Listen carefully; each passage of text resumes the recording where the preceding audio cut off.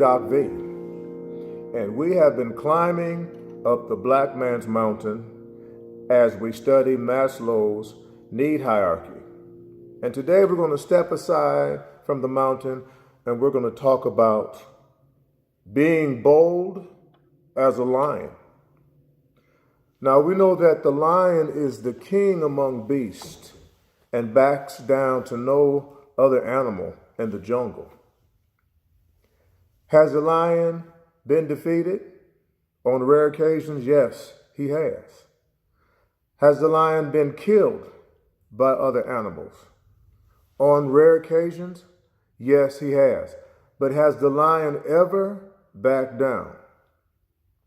No, the lion has not backed down from a fair fight. No, he has not. So what do we mean when we say being bold as a lion? When the police pull up to you when you're on the interstate, do you become nervous? Do you start fidgeting, checking your phone or checking your speedometer? Well, why is that? When you're at the supermarket or when you're at the mall and you're shopping and people are looking around and they're just shopping, when the security comes by, are you nervous or are you as bold as a lion?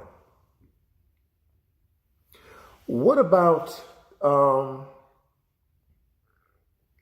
when you are doing a transaction, doing a sales transaction? Or what about when you are trying to sell maybe an automobile or sell a flat screen TV or sell something that you own and you want to get a fair price for it?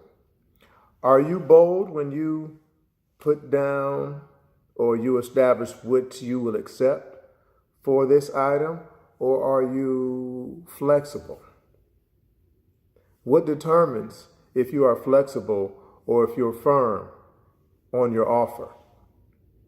What determines if you are afraid when confronted by law enforcement officials? Why are you not as bold as a lion? I would like to share with you an incident that happened to me years ago.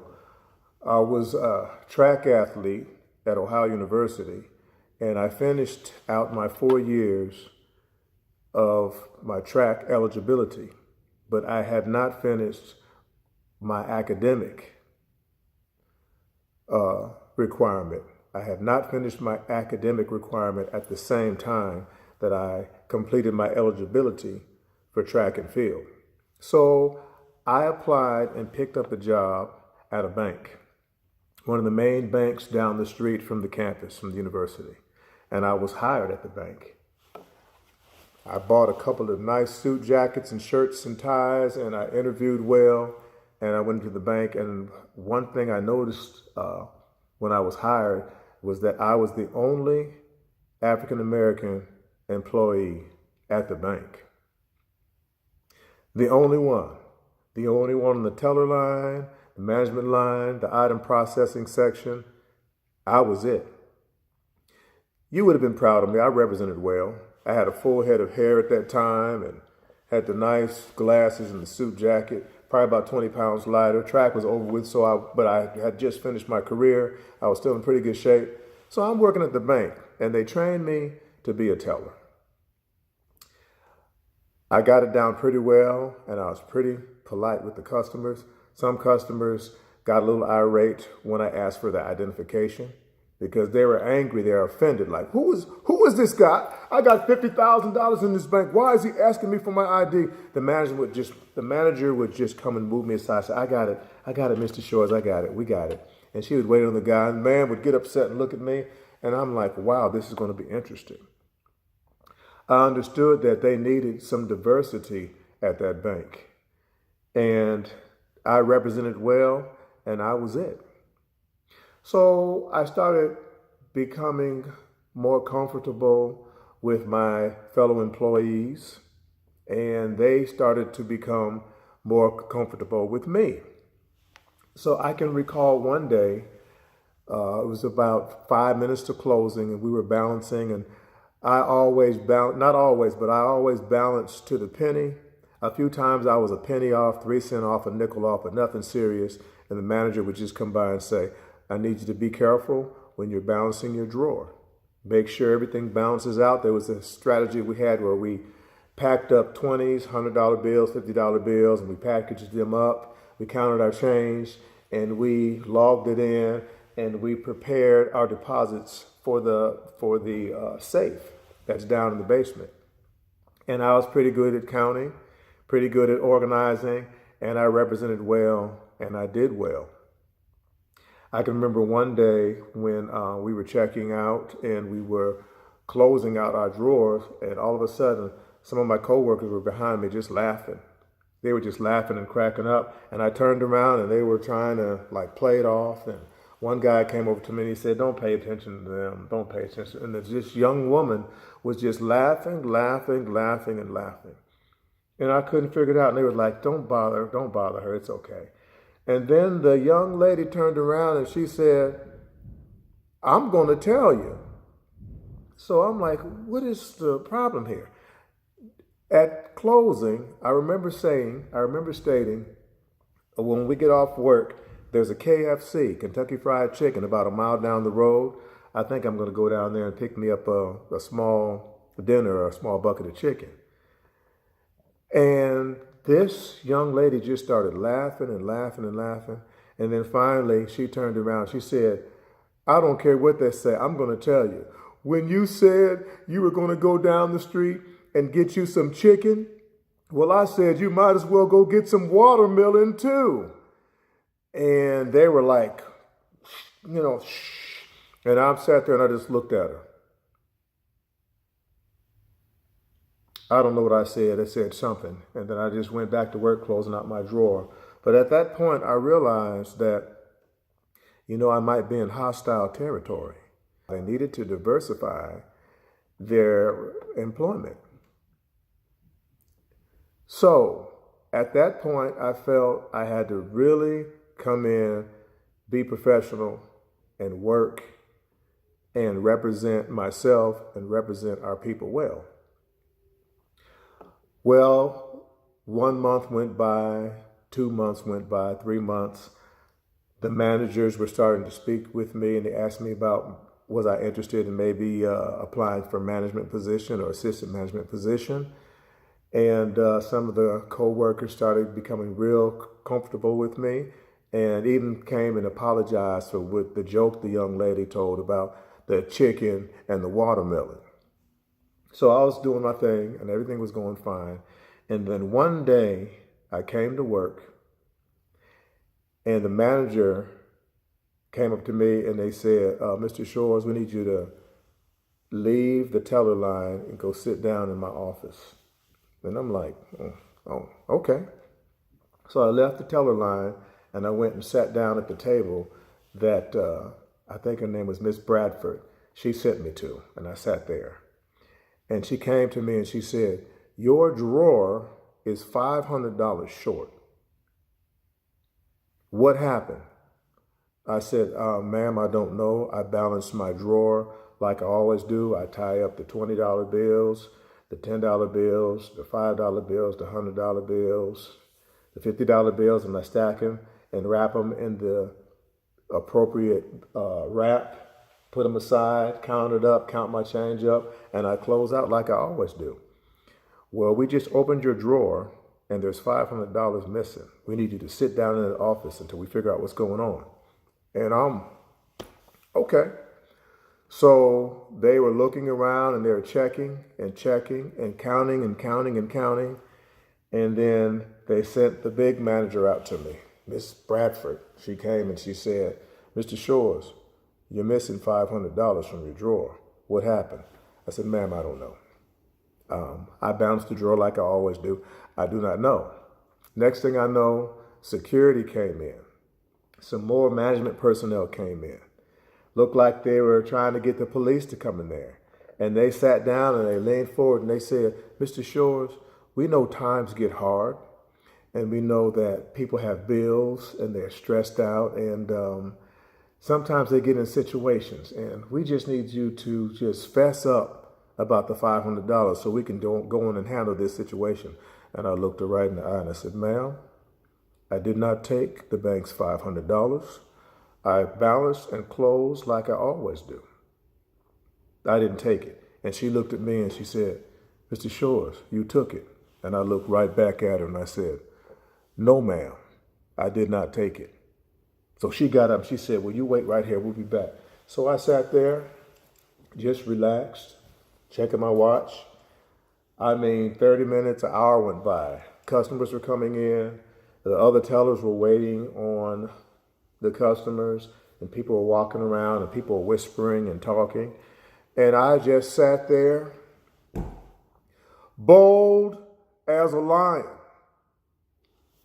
Next thing you know, a lady ran up from the vault, just ran up from the vault. She was all ecstatic. And she said, I found the 500. I found the 500. And Miss Bradford ran back there and they said, Mr. Shores, just wait right here. So security was nearby. The police were nearby. And what had happened was the previous day when I closed out, I wrapped up the $100 bills, the $20 bills, the $50 bills, and I accidentally put $500 extra in one of the wraps unknowingly. I guess I lost my focus and I made a mistake. I didn't take the money. The money was there, but it was miscounted. If that lady, if my coworker, who was not African American, she could have taken that $500 and put it in her pocket and came up and said, ma'am, I don't see where the money went. We're going to have to arrest Mr. Shores. He took the money. But for some reason, God had the right person check that money, and she had the right heart, and she brought it up, and she was like, I found the money. I found it. He accidentally wrapped up $500 extra in the bundle. And they ran and counted it and looked and saw what happened and talked to the security. The security left. The other manager went on, and Miss Bradford sat down with me, and she looked at me and she said, Mr. Shores, she said, you wrapped an extra $500 into the bundle that should have had $2,000 in it, and you wrapped up $2,500 in it. It was evidently a mistake. You got to be very careful. We thought you took it, and I apologize. I want you to go back, work the teller line, and then we'll meet again in a couple days about what happened and see how you're feeling. I said, yes, ma'am. Went back to the teller line, handling customers, handling irate customers, counting money, handling my business. I met with Miss Bradford later on that day, and she once again apologized. And she said, you're doing a great job. You're doing a fine job. And just bear with us. And we're glad you're here. We're glad you're with the bank. And we'll see you in the morning. The next month, I received Teller of the Month. Perfect balance, drawer, customer service, customer contact, and being considered for a management position. Why did I not fall apart when they were interrogating me?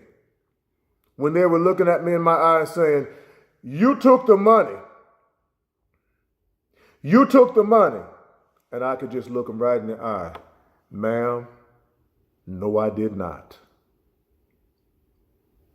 Repeat, ma'am, no, I did not. Proverbs 21:8 said, the wicked flee when no one pursueth, but the righteous are bold as a lion. If you remain righteous, if you remain loyal, and if you remain loyal to your integrity, if you're upright, then you can walk in confidence and in boldness in business transactions, in relationships.